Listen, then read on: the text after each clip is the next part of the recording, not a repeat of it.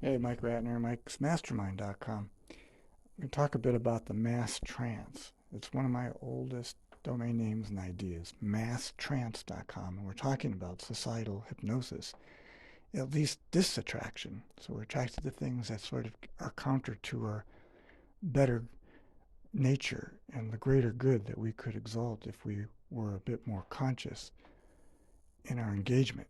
So we're talking about conversations, but also that within our communities. What are we contributing? Just being simply ultra being present. And I have a whole talk about ultra being, which is, you could say, the antidote to the mass trance, which also leads to morbidity. And morbidity as a behavior. So this is going to kind of go deep down the rabbit hole. Whoops. I'm also taking a course on internet marketing. So I want to develop this into a course. And I want to use the example of what happened during the pandemic, where I had this opportunity to do this many, many times back in the past. But part of the rigmarole or my own experience of being in the mass trance, yes, I've identified something that I am also in and a part of. We're all victims or at least oppressed because if whatever the forces of nature or DIS, right? Disorientation, disgust, disattraction, if that is sort of counteractive in our ability to remain intelligently attentive to our own presence and how we are in our present waking day reality, then we're kind of a lost cause. At least we're going to suffer quite a bit until that point in time. Hopefully we survived it, whatever's coming next, because we were disattracted. We looked around the wrong corner and we went off the edge. And some of us have been in this mass trance, disattracted mode for generations, decades, years, months, whatever.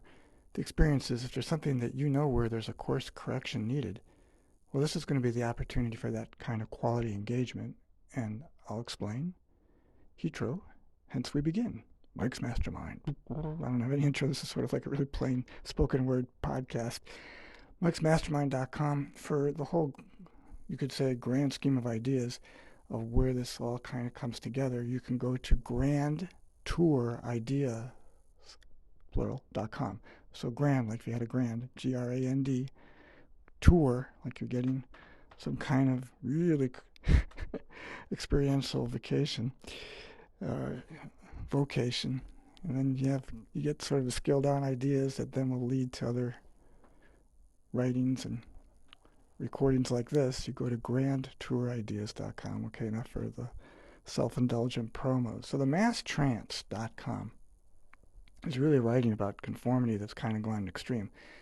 So that is there. That really needs to be fleshed out more. But I really want to complete the ultra being work because I want to sort of direct people to the solution so we have less of the despair. But let's, counter the arguments for the moment and just say that, okay, there is the yin and yang of the world, a lot of dichotomy, there's division, yes, no, right, wrong, female, male, and whatever is in between. That, hot and cold, we're in this duality.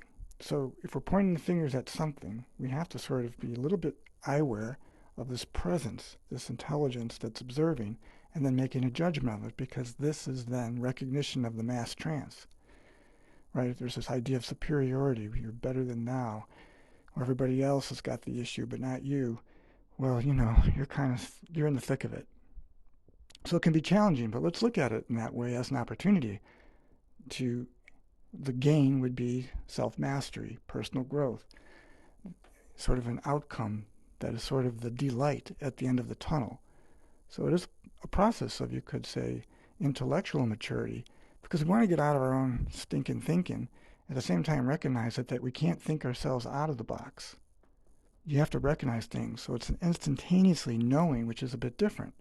And I write about this, not to that extent what I'm talking about right now, but the inferences of how we filter what's called theory of mind. I write about in BIDEC, BIDECK .masstrance.com. So in rising to the occasion, and this opportunity to find ourselves into this intellectual endeavor of ultra being present, we sort of have to detach a little bit. Now, of course, I desire certain outcomes. I just described it, ultra being. What's my motivation? It's love, to have that cosmic connection. So whether I ever am able to have myself revealed of it, so I am so pristine in this presentation that it just manifests. I don't know. It's a desired outcome. I'm not attached to it because it may or may not happen in the way that I want it, because then I'm going to try to control and manipulate it, and then I'm back in the mass trance thinking I can do that. And that's wrong. Big mistake. Another decade or two gets added on. It's like, well, then you're just too late. So the only way to do it is to be the observer. And what are we observing? Your own observation. What is it that you're seeing and then processing? This is what I write about in the BIDEC, BIDECK.masstrance.com. It's well worth your time as an endeavor to sort of understand this, right? It's a thought modus plane of existence. So rather than thinking we are that, which is the projection of the mind, we sort of catch ourselves in our own TWA, thoughts, words, and actions, the flight you take every day. Remember the airline TWA? That was Trans World Airlines, but I'm using the acronyms because that's how I make it formulaic and easy to remember. Formulaic. I like that flavor. TWA is thoughts, words, and actions. So if we can step back, we create something that Dr. David Jubb called I-awareness. So I told him, so why don't we just take the A off of awareness and put the I? So we become I-aware. Dimensions of this, right? What kind of awareness would you have? That what's projected out there, which is the illusion, or this which is pristine to the heart, the source. This is where I come from. I meet you here in this dimension versus that. And it's an important distinction between what this is and what's made up out there, that, right? This and data are things we have to sort of be a little bit more aware and attuned of. TWA, what am I thinking? The quality of those thoughts, is this the choice I want to continue to keep rigorizing? And the quality of the words that are manufactured out of my thoughts. The deliverables on this, what's the meaning? Am I giving someone a life sentence? Is it a negative critique? What's the basis of this? Is it just off in judgment or some kind of irrationality conclusion? Let's just be present and silent for a moment without words, or at least have it a bit of a gap between thought. And then this is where the knowingness comes in. So TWA, thoughts, words, and what I'm actualizing. It's my act. Yeah, this boy who's talking right now, man, if you know me for a while, and some of my listeners do, my friends that once in a while listen to these and they go, man, that's pretty deep, but you're talking to a really metaphysical crowd. Are they out there? I have no idea, but I have to sort of deliver it right. This is my Mike'sMastermind.com podcast. You share this. I'm ultimately talking about ultra being in a way that just allows us freedom. So we wake up, and it has to begin with some sort of awareness, a grounding foundation of a sensibility. What am I thinking? Right? If I'm not aware of my thinking, then the thinking controls you. It becomes an RTP, repeated thought pattern. It could be very disabling. Right? Words are empowering or disaffected. It's sort of like, oof, to be very careful here, especially when kids are present. Why are you talking? What are you saying? What's the intent, the purpose, the outcome of this? For me, it's self-liberation. That's what I'm actualizing. I want to be this excellent example as I can because I'm motivated. Again, I mentioned this love, It's sort of like, well, do I ever have it in the way I feel it? So I act in this dimension.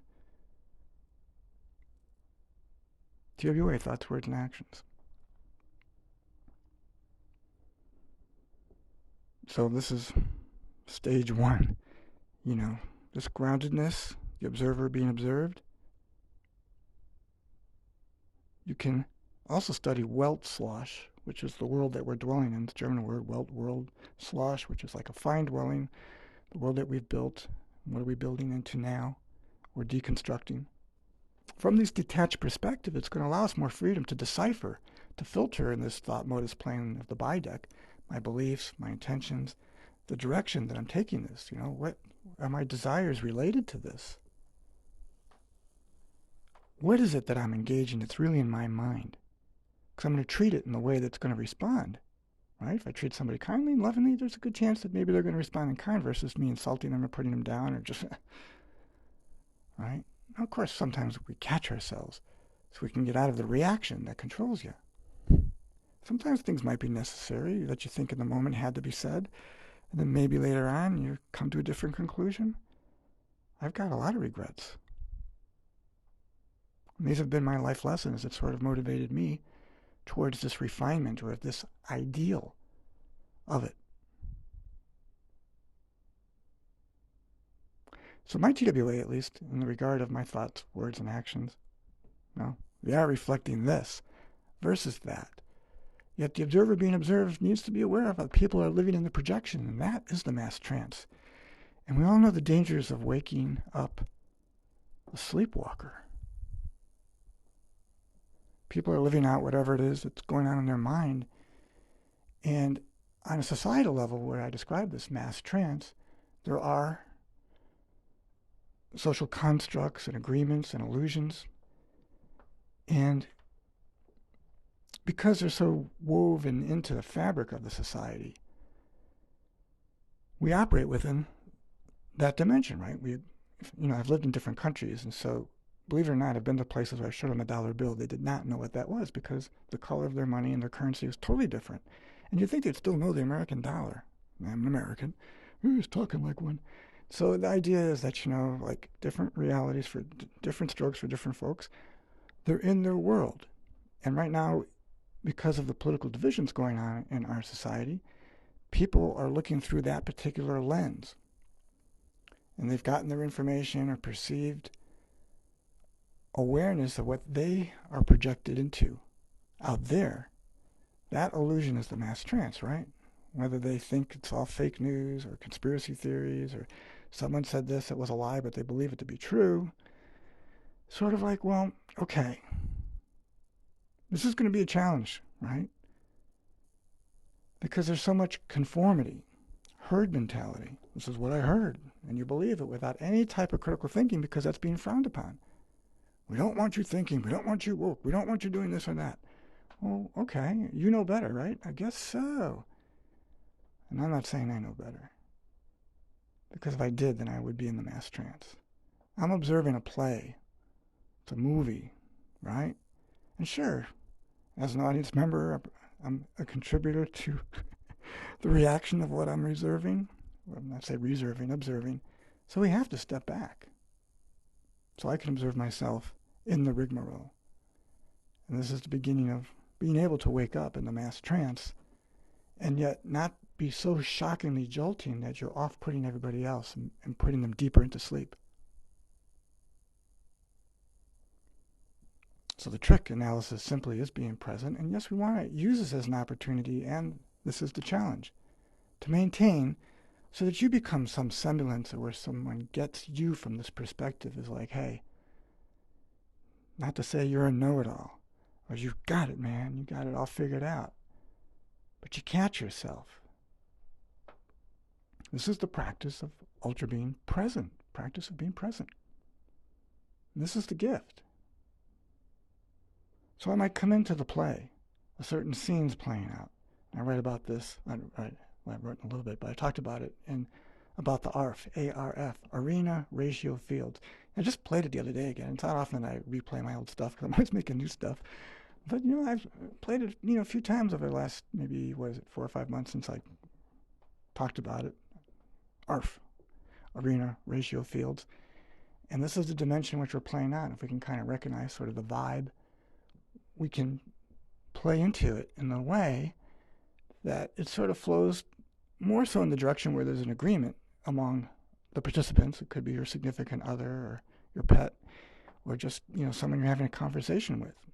And there's a way to make it a bit more experiential in the way that they get what they want out of it. And both of you benefit because you've had something, it doesn't always have to be constructive, but in a way that was clarity, all the objectives and expectations were met. So something's achieved in this way of ultra being versus the discontent, right? Or adding on to sort of not feeling good after that conversation, needing to take an energy shower. This gift of being present is freeing because we're sort of really without an agenda or expectation other than just being pleasantly present, attuned, observing. You're available though. If someone really, needs to get your advice and they ask you for it, and you've gotten permission to give your opinion about something, Well, you're cautious. Let's